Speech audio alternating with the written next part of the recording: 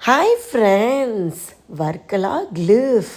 வர்க்கலாக்கு போனால் வர்க்கலா கிளிஃப்க்கு போகாமல் இருக்காதுங்க. அதுவும் காலையில் சூரியன் உதிரதை போய் அங்கே போய் சூரியன் உதிரதை பாருங்கங்க. அவ்வளோ அழகாக இருக்குங்க. மவுண்டன்லேருந்து கீழே அந்த சீயை பார்த்தா செம்மையாக இருக்குங்க. இயற்கை கண்காட்சியே அங்கே தாங்க இருக்கும். பீஸ்ஃபுல்லான இடங்க.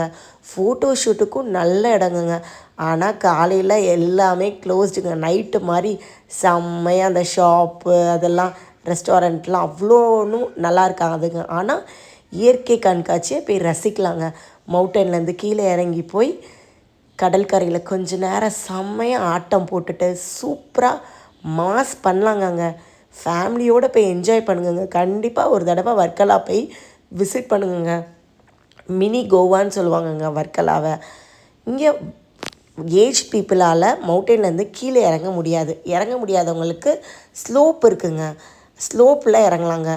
அப்படியும் இறங்க முடியாதவங்களுக்கு ஆட்டோவில் வேறு வழியாக கூட்டு போய் ஒரு இடத்துல போய் விடுவாங்கங்க, ஒரு பீச்சில். அதிலிருந்து கீழே அப்படியே நடந்து போகலாங்க. சூப்பரான இடங்க. இங்கே போனால் தர்ப்பணம் பண்ணிட்டு தாங்கங்க இறந்தவங்களுக்கு.